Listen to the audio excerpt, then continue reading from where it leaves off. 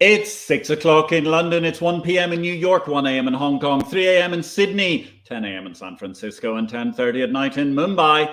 Greetings, good morning, good afternoon, and good evening, depending on where you are in the world. My name is Patrick L. Young, the IPO-VID Livestream, Series 19, episode number 4. That makes in the aggregate episode 112 starts here. Almost 5 years after Mr. Ass made a right-einer of himself, NASDAQ has sold its power business to EEX, another coup for the Peter Wrights-run Deutsche Börse subsidiary. It's not material, but it probably helps release NASDAQ CCP capital, just as they're pricing their notes in order to manage to buy Adenza. Meanwhile, MCX stock, that's the multi-commodity exchange of India, has been highly volatile in recent days after they cancelled a Saturday test of their delayed TCS trading system. A mock section took place finally on Sunday instead, helping the stock recover, but investors remain jittery that TCS won't be able to deliver even on their later deadline. Meanwhile, the UK and India are moving closer. In one sense, the UK looks to recognise the Indian CCPs, which ESMA recently repudiated. Meanwhile, even BNP and the Bundesbank are cautioning against the European Union's spurned divorcee attitude towards London euro clearing. With the recognition of the Indian clearinghouses, that marks a very definitive move forward for the world's most cosmopolitan multi-currency clearing centre in London, away from the rump Eurozone. And finally, still in India, SEBI have ordered a remarkable punishment for a multiplicity of NSE executives, past and present, who were caught up in recent regulatory problems. SEBI has sent several back to school for re-education. I wonder which exchange executive you'd like to send back to school for re-education. Viewers, you can add those comments wherever you're watching this today, on Facebook, LinkedIn, or YouTube in the comments. Don't forget to give us a little bit of love. A like goes a long way to helping the artificial intelligence understand just how useful this content is for the world's traders. And today, our guest, Yra Harris, on the topic, Patience is a Virtue. Ira has over 46 years of experience in all areas of commodity trading, with broad expertise in cash currency markets. Ira is an active macro global trend trader. He's a regular guest analyst on all the best currency and global interest markets conversations, including on Bloomberg and CNBC, and multitudes of other podcasts beside, not just IPO-VID. Ira, welcome to the show. Where in the world are you today? I like Carmen, San Diego, but now I'm in Scottsdale, Arizona. Scottsdale, Arizona. What a magnificent place. Apart from anything else, home to one of the biggest classic car auctions of the year every January, February. That's the one thing I know about Scottsdale. How long have you been living there? This is 7 years. Wow, fantastic. And you moved direct from Chicago? Yep. After all my whole life in Chicago, picked up stakes. My wife said it's enough for the winters. Let's go to the desert. So here we are in the desert. Love it. It's comprehensible after all of that time that you've been in the desert that you might be there. Let me just say good evening to Peter Secon. Evening all, says Peter Secon. Hello, Peter. It's lovely to see you on the show today. Thank you very much for being a loyal viewer. Hope Ari is very well and with you on the sofa at this stage of the afternoon. So, Ira, tell us about it. How did you get into financial markets in the first place? Good grief, nearly half a century ago. Well, I was in graduate school with a very leftist Marxist bent of thinking in political science and political economy, basically. And I started my master's thesis, came on multinational corporations and the way they operate in what we weren't calling it then, but a post-Bretton Woods world. Leo Melamed, in his wisdom, had put currencies into the investment world, and I had learned a lot about currencies through my studying of multinational corporations and the way they operated. And after I left, after my master's, I said, yeah, what do I want to do? I wasn't sure. I was going to go to Washington and work for Frank Church on the subcommittee on multinationals. That disbanded. So I was hanging around, and a good friend of my father's, Lenny Feldman, who was a pork belly trader, but moved to currencies, and I had written a paper for him on the German elections in the Deutschmarks in 1975, 76. And he says, wow, you know what you're talking about. I'm going to come work for me. I said, no. He asked me a second time. I said, no. And then he said, well, you're not doing anything. This is the last time I'm asking you. He says, you can go to Washington if you want, but you'll do much better if you come here. So I took him up for it. And till the day he passed away in 2015, when he was 89, he would always tease me going, I thought you were just coming for a weekend. I could never get rid of you. So that's the way I moved into the world of foreign currencies. So you moved into the world of foreign currency trading, and how did you do that? Were you actually trading then on the floor of the CME's nascent FX complex, or how did it go? Yes. So I went to work for him, and he taught me trading, and then he opened a currency arbitrage, which was what the plan was. And I was just working for it, and then all of a sudden he comes in, he says, no, you're going to run this whole thing. So I was, as he reminded me to the day he died, I was overpaid at $200 a week, but we soon rectified that. But I learned how arbitrage works, and it was really good because I got to go to Wall Street and other places, and I actually knew a lot about the foreign currency markets, actually more than the people trading currencies on the bank desks. Because what you find, and even in London, is that they were putting people to currency trading just because they could breathe and they were alive. Because the business started to grow so fast, it was way understaffed. So they were taking all the lower end clerks and teaching them to be traders, and they became traders. So, well, there was also, I mean, London had that incredible snob value element. I mean, it was regarded as really being the province of the East End and Essex wide boys, wasn't it? So therefore, the people who, with any degree, who were bourgeois and more highly educated, they all tended to stick to equities and gilts because they were the more gentlemanly pursuit.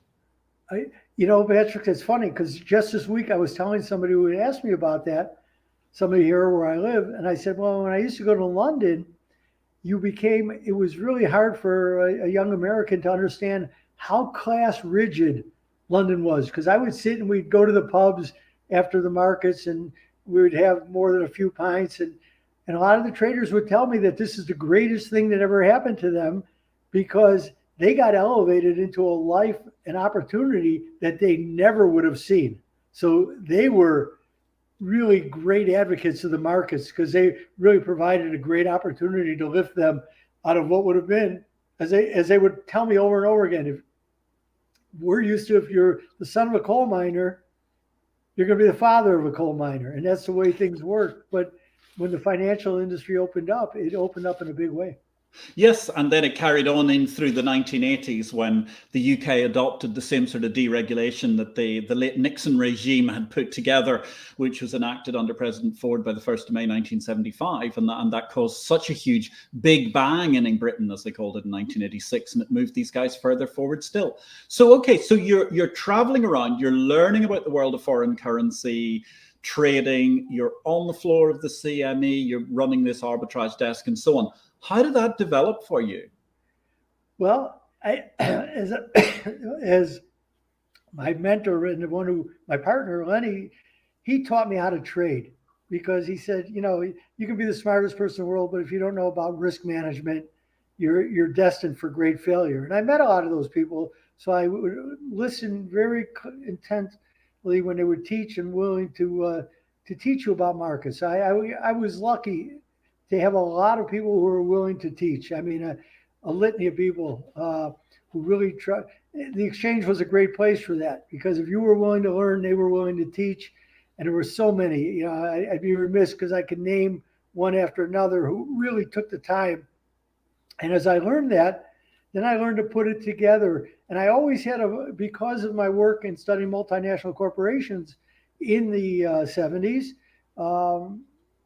I had learned about global flows. So I understood the concept of flows. And I actually created my own little matrix to try to measure when one thing would impact another and to look for, I've always been a really good spread trader. That's really my strength because and I learned a lot of that from Rich Dennis, who was a master of buying strength and selling weakness in any types of things. But mine was really more honed to types of capital flows, which is still the backbone of my work today.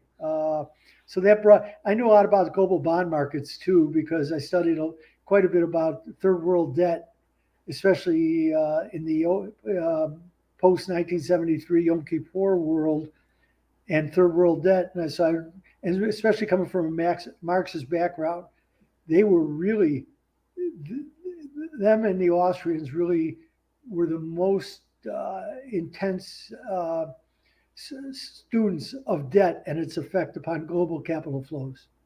So is it fair to suggest that as your journey carried on that your Marxism started to waver just a little bit? Well, it did before that as an activist and actually doing things, going to demonstrations and organizing. And then you started to see that, well, a lot of things you theoretically think just don't hold in the world.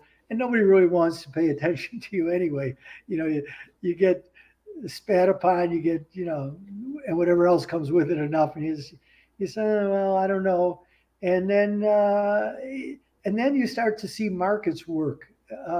And you go, wow, markets are really a force that you really have to pay a lot more attention to. It's just not political decisions at the top pressing down to get policy actions. A lot of times markets really do work. So if you're going to be in the markets, you better get respect for the markets, because you will not be there long if you don't respect the ability of markets to cause, as my friend Norbert would say, as much pain and discomfort as they possibly can. Well, of course, it reminds us all of, what was it, James Carville's comment? He was the notable advisor to Clinton, wasn't he? He wanted to be reincarnated as the bond market because then he could scare everybody. And I think that was a great description. And you're talking too about the invisible hand. And obviously that brings us back to last week's show. We were talking about Adam Smith with the boss of the Adam Smith Institute, which is so interesting. So as the 1970s proceed, I mean, it's interesting. I was not around. I was not trading foreign exchange at the time, but we saw obviously quite a huge explosion in the post-Bretton Woods collapsed foreign exchange market. You're talking about flows, capital flows, and so on.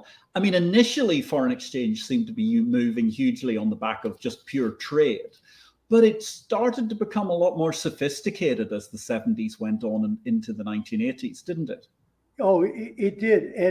And really, it was the genius of Leo Muhammad and Milton Friedman along with him, and people, and those who had enough gumption, if I may use that word, at the CME to sign on to it.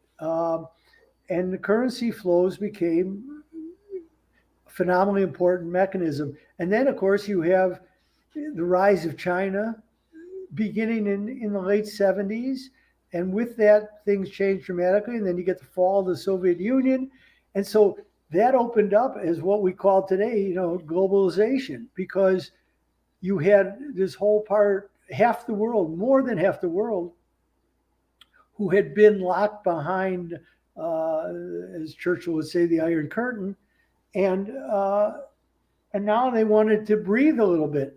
And with that, the money started to flow, because what you were really seeing in the classic market Marxist sense was global capitalism being able to arbitrage global wages. Yeah, and it's quite fascinating because the whole system starts to obviously explode as more and more countries liberalized as well. I mean, that's the thing is, I mean, yes, the US dollar was liberalized in 1971, but you couldn't take more, if I remember correctly, something like £25 out of the UK in cash when you left the country, right through until Mrs. Thatcher took over and actually passed laws against that in 1980.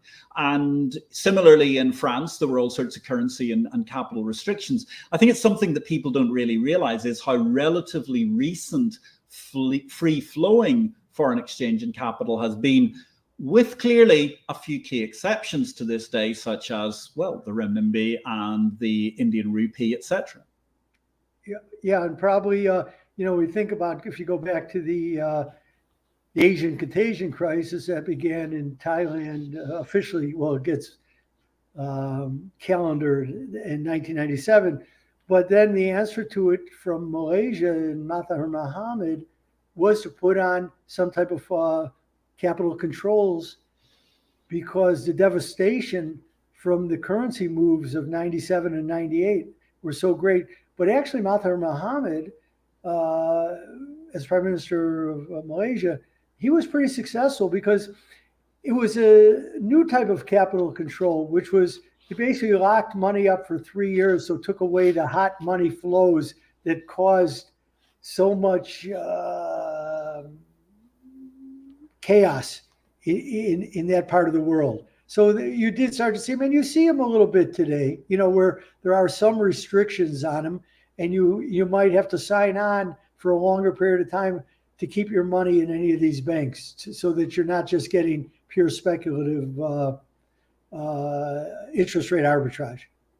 Yes, that's absolutely true. I think also, of course, the thing that was great for Mahathir Mohamad's Malaysia was that fundamentally there was an incredible growth economy there as long as he was able to keep it going.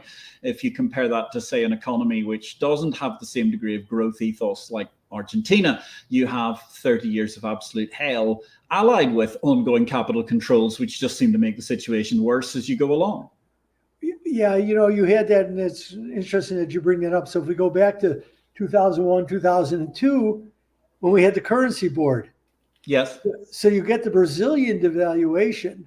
And I had actually put on a position at, because I couldn't do it at the floor at ABN AMRO, long the real and short the Argentinian peso. But I couldn't stay with it because Argentina fouled in order to defend the peso and keep the dollar peg.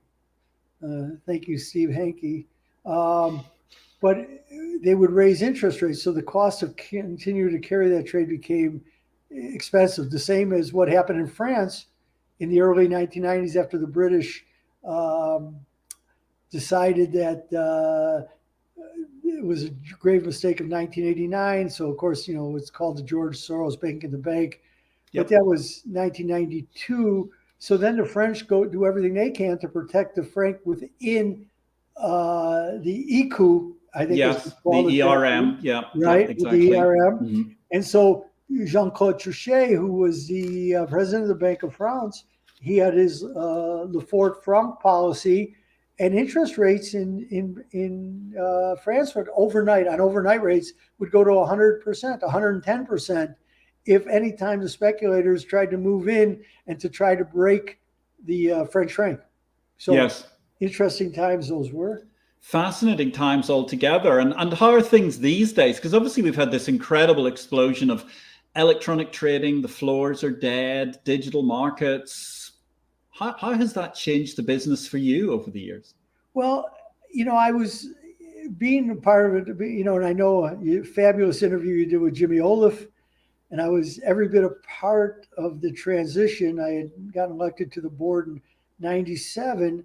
And I went on the board, especially with Jimmy Olaf, and he was there, but Bill Shepard and a few others who were building on Leo Mohammed's vision about Globex, which had already been 6-7 years in place, but it was ready for the next role. And being in the way that I traded, so I could trade off the floor and I could trade on a Globex platform fairly easily. So I knew the transition was coming. So did I want to be a part of that? Yes.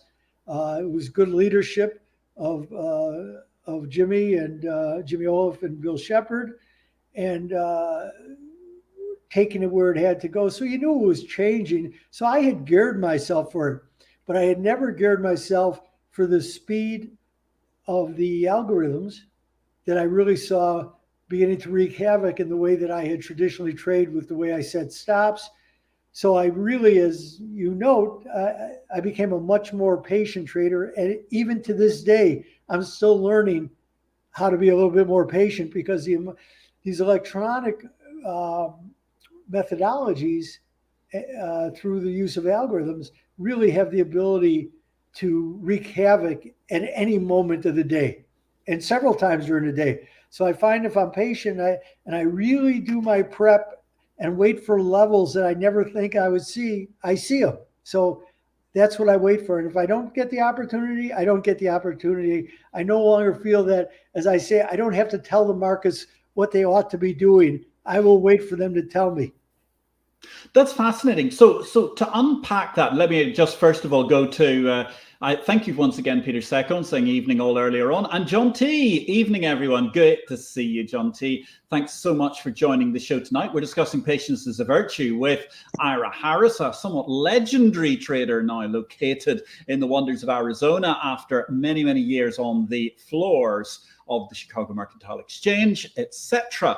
So Ira, let's unpack that because I'm really, really interested. I mean, years and years ago, I observed that there was a phenomena in floor trading, which was that quite frequently you would see levels on a Monday and the market seemed to go in one particular direction and you'd never manage to see it coming back. And by Wednesday, it went back there, but none of the locals ever noticed because the locals were all only trading the next tick or the next half hour or the next hour. Explain to me a bit more about how we unpack this issue about the algos, because surely their perspective is microseconds and nanoseconds, is it not? Well, it is, but I realized about 20 years ago, and even when I was on the board, I used to say, we have to be very aware of this. The algo, there was all of a sudden a proliferation of news services. Mm-hmm. You could probably name them better. FX Match. There was just so many. Yeah. And they would release headlines, and then the headlines were being read by algos who were looking, and they were I from just sitting in my office and trading, they were searching keywords, and the headlines were being written with keywords, and then we were getting all this volatility. But then you would read the actual news story, which would foul at some point, and the context had nothing to do with the headline. Right. And I still believe it goes on. I think it's Yes. probably more now than ever. And it searches for words.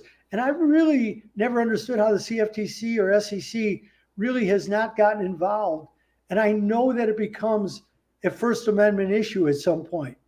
But at what point can these machines craft headlines that are based maybe on nuance, but with no context, drive rapid movements in markets, both equities and bonds, all over the place, and then find, well, there's really nothing to that. And so that's why I've become more patient, because I'll actually go sift through the news story. I'll go, wait, that headline had nothing to do with it.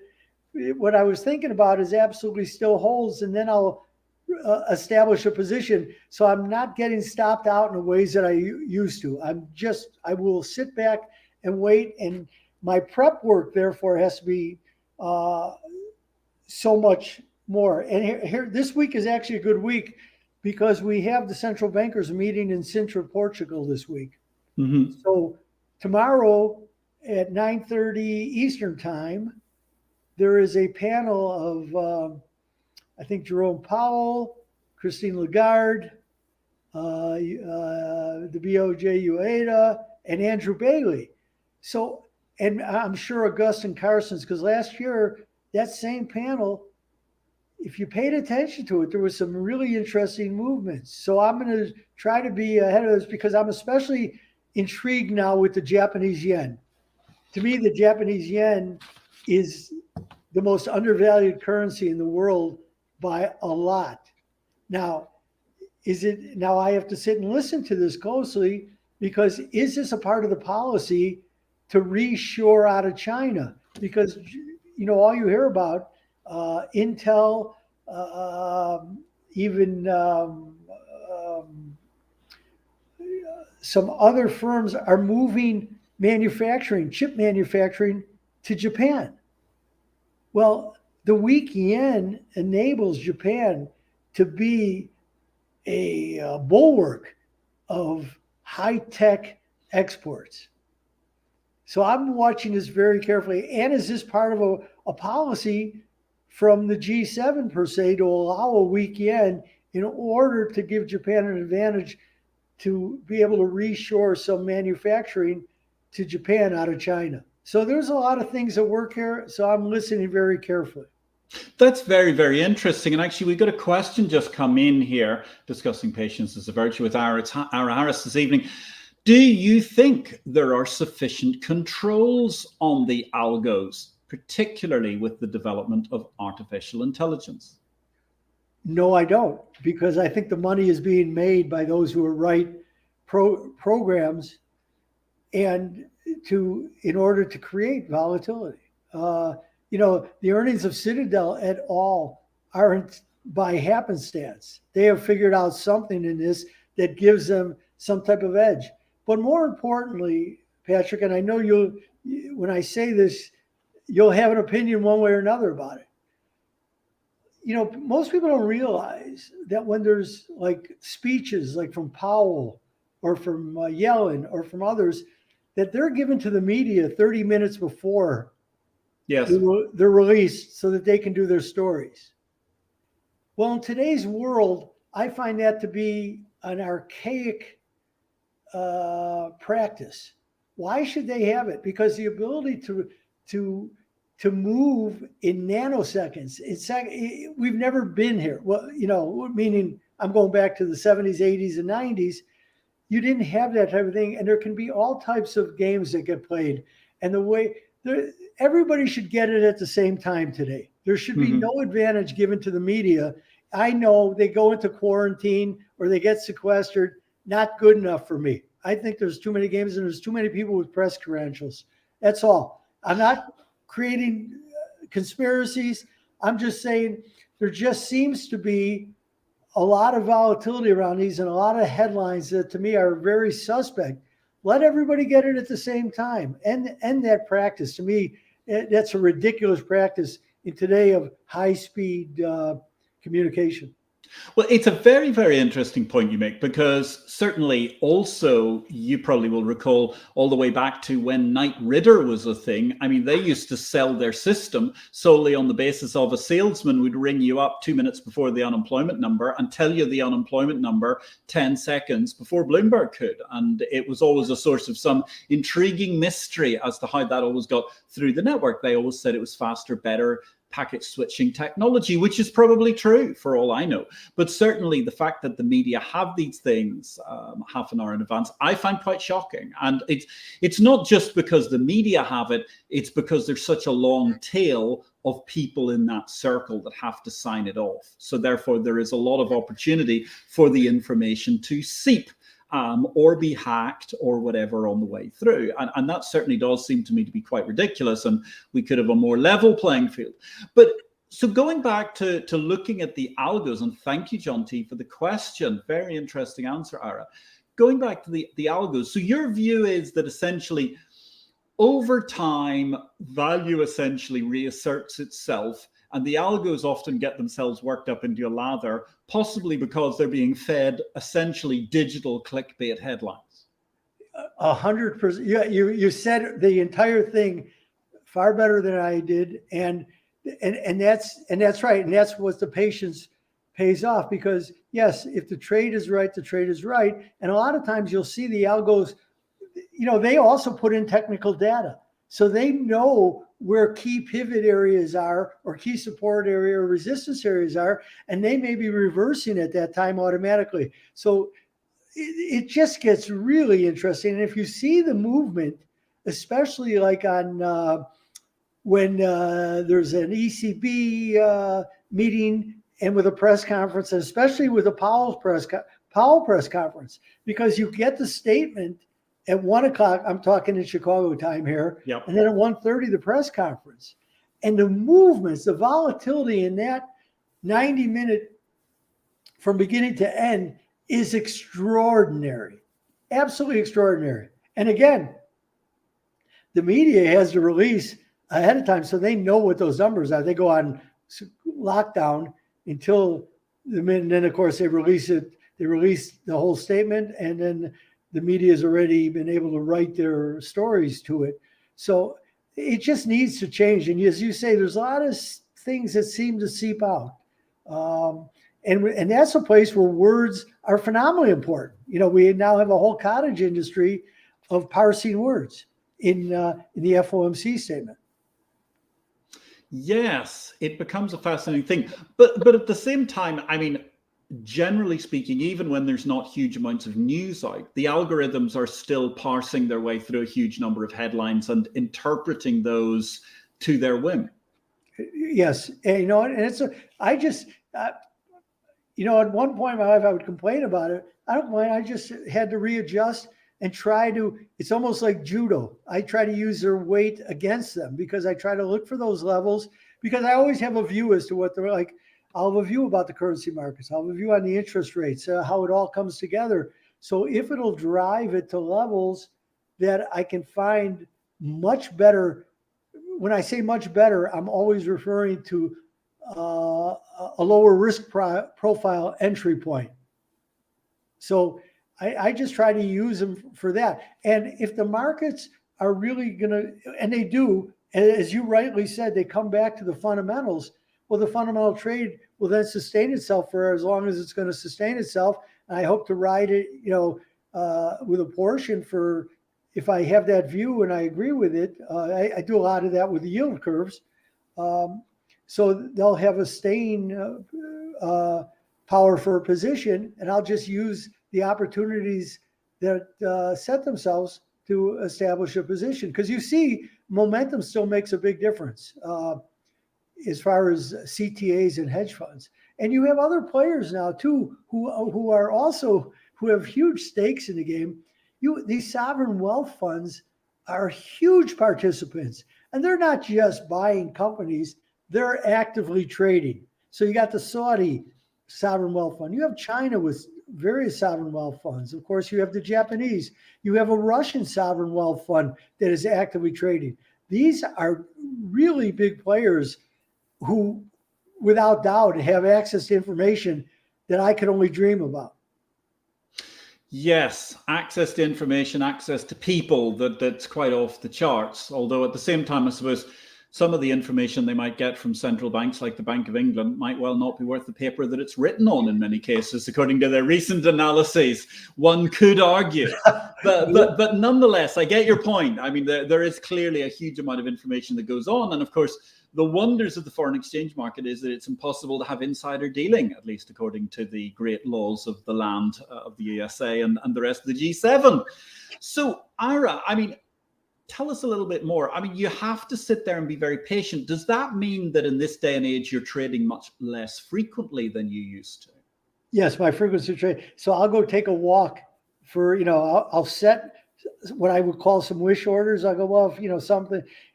I try to be around when I think there's important data coming out, or I know, like tomorrow morning, I will be very attentive to the to the panel discussion coming out of Sintra, Portugal.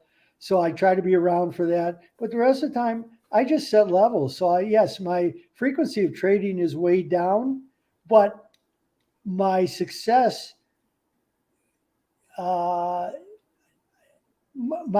losses due to just being bored are diminished dramatically. Right. That's a floor trader's curse, because you always feel you have to be trading, but that becomes really silly. Let them do what they want to do. We've seen here. I'm sitting there trading the gold market, and we've seen movements. Here you have a $20 move in the gold market today on nothing. Yes. You had a little bit of data, meaningless data, and they went this way, they went that way. But I'm really keyed in, and I'm watching very closely about any news out of Japan, because it's really just. And everybody says, the central banks then get focused on, well, are financial conditions loose or are they tight? Well, they have finally gotten away from just looking at equity markets. Because if equity markets are going up, it doesn't mean, as we saw basically in March and April, by the way, if equity markets are going up, it doesn't mean that financial conditions, that's not the definition of loose financial conditions, as we saw. Because the equity markets were going up, and then all of a sudden we saw 4 major banks wind up on the wrong side of the ledger. So financial conditions are without question tightening, even in the face of rising equity markets. But I would pose this question to Jerome Powell and to Christine Lagarde. Isn't, in fact, Japan's actions of not moving interest rates feeding a liquidity pool available for global assets that keep global assets elevated. And even the ECB came out 3 weeks ago with a paper that said that if Japan were to normalize interest rates, it may in fact disrupt the global bond markets. That's from the ECB. Mm-hmm. So there are some, thoughts to this. So, I'm really interested in what's going on there. And of course, the weakening yen or the soft yen is leading to a soft yuan, renminbi. Yep. Because the Chinese have all of a sudden, kind of let the renminbi go. And I chart the yen yuan chart. It's a very important chart to me, politically and economically, because the Chinese have told us so. I go back to 1998. So it's very, and we're at almost all-time highs of the yuan against the yen, which makes them none too happy for the moment. So there's a lot of things in play here. And again, the yen it may all be going on with a nod and a wink from the rest of the G7, because you could see Germany turning down. And I made this comment to somebody. Germany and Japan are direct competitors. You want to see where Germany, they're both high-end quality manufacturers of automobiles, optics, machine tools.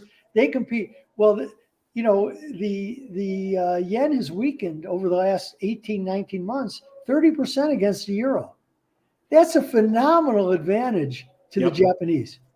Phenomenal. And it's a phenomenal advantage to the Japanese. And indeed, also, it's quite fascinating because, of course, part of the whole rationale, it seems, for Germany wanting to be in the euro in the first place was to profit from all those traditionally weak currency nations like the Italians and the Greeks and so on.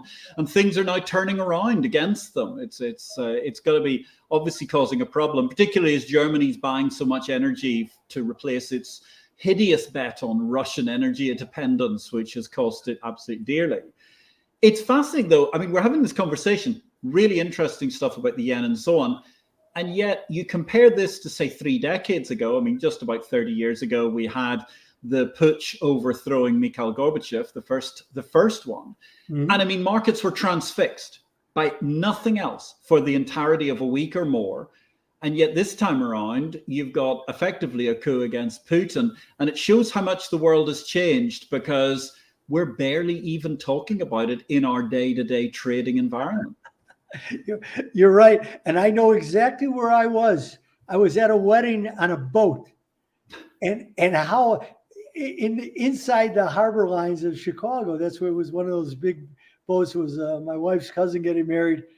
And I saw it come across on my telerate machine, which I carried, and I was close enough to be able to get a signal. And I'm going, oh my God. And I go, I got to get off the boat. He says, you can't get off the boat. I say, oh no, I can swim. There's no question. I'm close enough to shore. She says, you're not swimming. So yes, I remember that night. It was a Sunday night in August. Oh boy. Right. And yesterday I must have gotten, on Sunday, my mailbox was full of stories about what was going on. And I sent everybody who I cared to send to, I said, we don't know anything yet. Be really careful with this. These things don't go on. This is Putin you're talking about. So we don't know. And it's going to take a while to be able to read through this. So the market was really mature in the way it acted. But I think the markets, because of the algos, are better at certain things. And that's not overreacting, because their ability to siphon through news and the sort is that much better than, because rather than just running with the one headline that we used to run with off of Telerate, or as you would say, Bridge News or Reuters. They are better than that today. Fascinating, really fascinating altogether. And I suppose that brings us to an appropriate moment where I'm going to give you a slight rest, Ira, because you've been talking so much. And let's go to the book of the week, ladies and gentlemen. As you know, we've been running a book of the week for the course of the last few weeks in response to readers' queries. That initially comes out in the weekend edition of Exchange Invest. That's more of a macro read and it's completely free. You can sign up for EI Weekend at the website exchangeinvest.com. And then it's repeated here on this live stream, as well as being mentioned during the week in Exchange Invest, which is, of course, the exchange of information for all of those of you who want to keep up with everything that's happening in the business of bourses. So this week's book was written by a two-time guest on IPO-VID. He was on episodes 36 and 43. The man who is self-described as Crypto Dad, Christopher Giancarlo, the former chairman, the 13th chairman of the United States Commodity Futures Trading Commission. And while he was there, he was pushing for the agency to recognize the digitization of markets. Crypto Dad argues that the next digital wave will be the coming Internet of Value, where cryptocurrencies will do what the Internet of Information did to immaterial things, make them accessible, distributable, and movable instantly across the globe. That's this week's Book of the Week. It's published by Wiley's, Crypto Dad by Christopher Giancarlo, former chairman of the CFTC. Now that leads us to bring back nicely to Ira, because I think we've got the opportunity to then wonder, I mean, you've been a man who's been heavily involved in the liberalization of cryptocurrencies, or at least the trading of the liberalization of liberalization of fiat currencies, rather. What do you think about this whole cryptocurrency business? Well, I'm a real idiot in the world of virtual, because when I was working with a group of guys, in fact, I still work with them, back in 2011, 12, and there were a couple of people who traded out of the room who were wildly bullish about Bitcoin. That's when it was trading $20, $30, $40. And then it got up to 1,000. And we would talk about it, and they would say, I say, you know, I understand it. And I'm more, and in fact, I've made an investment in a blockchain company who deals in Forex called Ninth Gear, Marianne Morrow, who put it together. So I always was interested in the blockchain end of it. So I thought the problem with a virtual currency is that, you know, I read Article 1, Section 8 of the U.S. Constitution about who has the right to print money or mint money.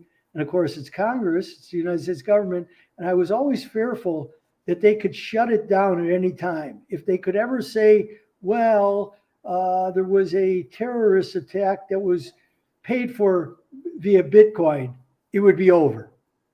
So that kind of scared me, and I stayed off of it, but I watch it. And when the exchange was going to list, a couple of people called me in to ask me my opinion. I think this was in 2015 or 16.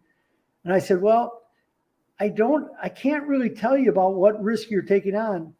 But if your business, and I know your business is, and I applaud the business you're in, which is risk management, you have to list Bitcoin contract. And they did.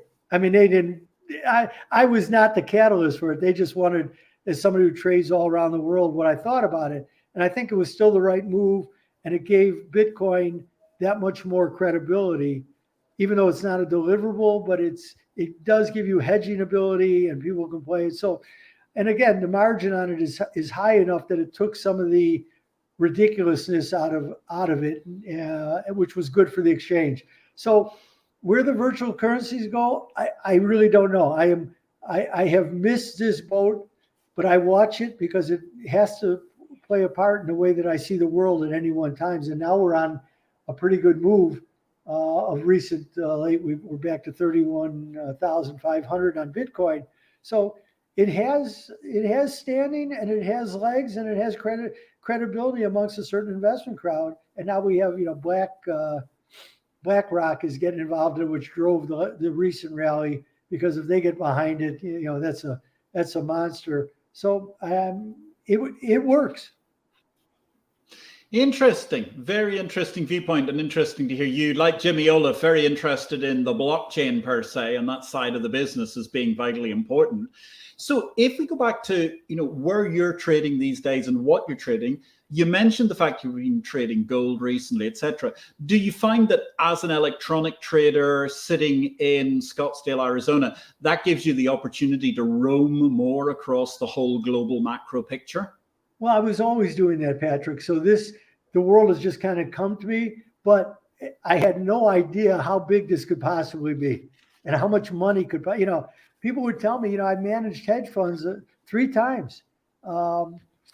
and fairly well. But I said, well, I can't grow enough. I don't want to grow that big because I don't want to trade that big. It'll change everything. So I would send the money back. And they said, no, don't send it back. We want you.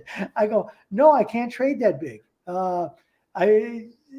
I really had a great opportunity with some of the best in the business going back to the mid 80s. I started a hedge fund, and I grew from up to $7.5 million, which I thought was an incredible amount of money. And I was trading and actually had a pretty good year in 86, 87. And then somebody wanted to triple us who had given us money. I said, no, I can't trade that big. Oh, you could do it. I go, no. So I sent all the money back, and that took care of that one. And then I went back into it in 92, 93, grew it again. And I just, so I keep trading and I'm doing everything the same. I always did it. But I'm amazed at how much money came into this sector. I mean, it amazes me every day. Well, it's amazing how much money came in, and also the sheer depth of the markets. Because, I mean, when you're talking about 1986, 1987, relatively small clips could start moving most every futures and options market without much difficulty. Whereas nowadays, I mean, some of these electronic markets, you can manage to look at them and they can be hundreds of contracts up, and you can simply lose thousands of contracts into the market. I mean, execute thousands of contracts into the market and make barely a ripple on what's going on, which is amazing.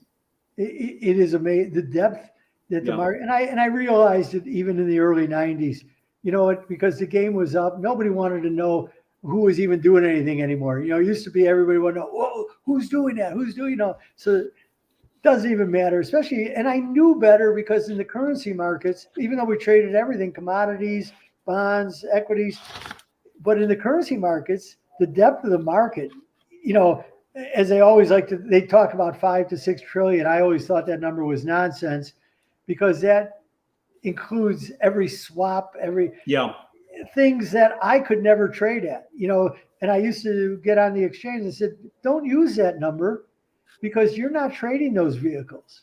You're not trading, certain types of dollar swaps. You're not. So why would you put that minimalizes you? Because when it really looks at what you're trading speculatively, Swiss francs, Japanese yen, British pounds, Canadian dollar, you have much greater percentage of the market than you're letting people really know by citing that 5 trillion. I always thought that was a joke, and when I would sit down with banks who I would do business, especially when I worked with my friend Owen Brown, he ran Solaris Capital back in 06 and 07. So I worked with him, and I would sit with the banks and I go, you always tell me it's a $5 trillion market until I need a market on 100 million. It's unbelievable to me. And they didn't like hearing it, but they knew what I was talking about. Well, it's quite fascinating because, yes, the numbers that have been bandied about over the years were incredible. But at the same time, the sheer depth and size of markets these days is incredible. But I have to say, I mean, I applaud you because you were global macro trading a long time before it was easy to get the data. I mean, that's the thing I think is very tricky. I mean, in this day and age, thanks to the interweb and all manner of other things, you can find out incredible things. You can read the same newspapers. You can read the South China Morning Post to find out what's going on in Hong Kong, and you can read Nikkei Daily in English, even if you want to, or you can indeed read their subsidiary, the Financial Times. But, those days when you first started out, actually extracting the information was darn difficult until some guy philosophically decided to be nice to you and faxed you the story from the Star in Malaysia that morning or something. Well, you know what? Because I had a pretty good reputation at the exchange, so I was able to make contacts in Asia. It used to drive my wife crazy when the phone would ring from Hong Kong at 3 a.m, and everybody wanted to trade some information, and I built up a pretty good network of people who wanted to talk to me, not just what was going on, but they wanted to talk about how I saw the markets and what I saw coming out of Chicago. Chicago really developed a big, giant footprint, and we had a reputation of being a lot more right than wrong, and and because of the types of people who came to trade through the exchanges and who wound up doing business there. So, and the traders, nobody's better than one who's managing your own money. When you got skin in the game, you teach yourself to be that much better. And so a lot of bank traders around the world would seek to develop relationships, not for anything nefarious, just to talk about things. So when I'd go to New York, you'd sit and have a drink with them and develop those relationships. So those were very important relationships. And then I always had two clerks that would really run my news stories for me, and they would hang around at the writer's machine and look for things. And when numbers would come out, and if I wanted them to run bond orders. So I always had that available to me because I knew how important it was. And then when I'd go home after I'd get the kids to bed, and I would peruse what I think was important for the next day, was CPI data, which nobody even really, CPI was maybe important for bond traders, but for currency traders, probably the biggest data was unemployment, of course, and the trade numbers. But then by the late 80s, early 90s, nobody even cared about the trade numbers anymore. Yeah. So you always saw a shift in it, and I understood that. Things are really dynamic, and I approach the markets in a dynamic sense. And when I teach, and I'll get invited to this lecture at different universities through people who know me, and I always said, if you're working on static models, you can't make this work. You have to be far more dynamic in the way that you approach your markets. And that's my hats off to the algorithms, because they've learned to be dynamic. They were building static models and they got run over a few times because they weren't dynamic enough in the way that they would correlate the data when markets were moving. So they've gotten really good at that, which has slowed me down even more. But I still read everything, and I still poke my fingers. Like last week, in a preposterous thing, or it was actually 12 days ago, the U.S. Treasury Department came out with its watch list of currency manipulators, and nobody was on it except Switzerland. Now, I started laughing, the fact that they were watching Switzerland. The Swiss franc just made all-time highs against the Japanese yen. On the day they released it, I go, so how can you name the Swiss as a currency manipulator? If anything, why aren't you looking at the Japanese? Yeah. All-time highs. I'm not talking about 1 week high, a year high, 10-year high, all-time highs, and we're going higher. The euro yen, we're at the highest levels we've seen. In fact, we're touching it today, going back to this will be a good time for you, September of 2008. Mm-hmm. So this is quite a lot. There's a lot of things going on, and yet the Treasury Department. I said, if I was a college professor, I would expect my sophomore students to be able to come up with something better than that. I found it just. It's incredible to think here we are 38 years on, nearly 40 years on, and maybe what we need is a new Plaza Accord, because everybody was very vexed about the yen at that time, weren't they, Ira? And by design. By design. Yeah. The yen, in fact, I'm just reading Chris Miller's The Chip Wars, and they talk about it. There was a lot done to promote Japan, and I'm thinking that they may be playing with the same thing, and the G7 is willing to go along with it because they're trying to reshore to Japan, because Japan had howled itself out because we know the yen was far too strong for 10 years. Yeah. Up until Abe of 2020, when he invoked upon the 3 arrows program, and they moved to weaken the yen, and they did it with the okay of the G7. But the yen is awfully, awfully weak here. And I know the Germans can be none too happy. Because they're just trying to really, everybody's trying to come out of COVID. And listen, as much as Germany and Japan compete around the globe, but they especially compete in China. And I did a podcast a while ago in fact, it was probably 18 months ago with Louis Gavet from GavKel. And I'm very fond of GavKel, but especially Louis. And we did it. And Louis brought up then that, because we were talking about the yen, and he said, you could probably look for the yen to remain weak, because it seems like China would rather have the Japanese right now in China Then they have the Europeans, and we know how big investments. Siemens was out last week saying, "Well, we're not decoupling and we're not de-risking from China. We're going in more and more because they have huge investments. Volkswagen, huge investments. BMW, Mercedes, huge investments. So interesting things, and nobody's paying attention to it, but." Because my analysis always starts with currencies that leads to debt, that leads to everything else. So I always begin there and like to see where the world is. And I'm still working at this, Patrick. This is 14 hours. People say, "Oh, you're retired." I said, "No. First of all, my wife won't let me retire because it would be a very bad thing. And I'm just not geared for it. And I've got, as you say, 40. I've been doing this really for 50 years, including my academic work. So you just can't walk away from it. And it's not something that I have to sell. Like I can't just say, well, here's the keys to my brain. But you can buy my work. Yeah. I'm happy to sit and consult with anybody. And I cover the globe in a very dynamic fashion, I think. Well, on that dynamic macro note, let me just ask you one final question. It's the traditional one. Let me delve into your brain, Ira, and say, where do you believe the capital market revolution goes next? Well, certainly crypto will have a say in there. I think it will be, because I'm a big believer, and you can talk about my self-interest, but my self-interest emanates from the fact that I see this, is that they're going to change the way the entire fee structure works in the financial world. And that's what blockchain will be good at.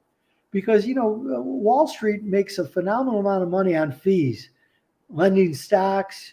As Marianne Morrow will tell you, it's preposterous that spot currency delivery is a 2-day affair. That's just so beyond the pale. As in, we talked about the media changing, because the fact that there's early release of all this data to the media is, to me, just wrong. So these are changes that are really taking place. But I think the way that fees are done are going to change dramatically, and that'll force Wall Street and others who operate that to change. Because if I can hold my equities in a blockchain ledger which is coded with my biometrics, I don't have to let the OCC or the DTCC, hold it. And therefore, if I want to lend my stock, I'll lend my stock and make the money. Because, it used to be, Patrick, we're old enough that they used to send you the stock certificate and you'd put it in your vault. Yep. Now it's held at the DTC, and it's not even held in your name. It's held in street name. It gets lent, and they're making a fortune. And why should this be allowed to remain in place? So it'll change. And I think it's one of the big parts of the revolution, because once you break that fee structure, then a lot of other things break with it, by the way. And on that note, Ira Harris, patience is a virtue. I have to say, I wish we could spend another hour talking about this, because I've been patiently listening and it's been absolutely excellent altogether on a macro basis. Thank you very much for joining the show today. Thank you very much to our contributors, Peter Secon and John T. Really appreciate your input along the way. Let me also say thank you very much to the production team of Hermina, Jamil, and Fernando. Coming next week, we're going to have Scott Shellady. We're going to be chewing the cud, the market cud, with the cow guy. That should be an entertaining conversation with another old hand from the Chicago floors of yore. My name is Patrick L. Young. Thank you very much once again, Ira Harris, for being a great guest on this IPO vid. We'll be back next week. I wish you all a great week in blockchain, life, and markets.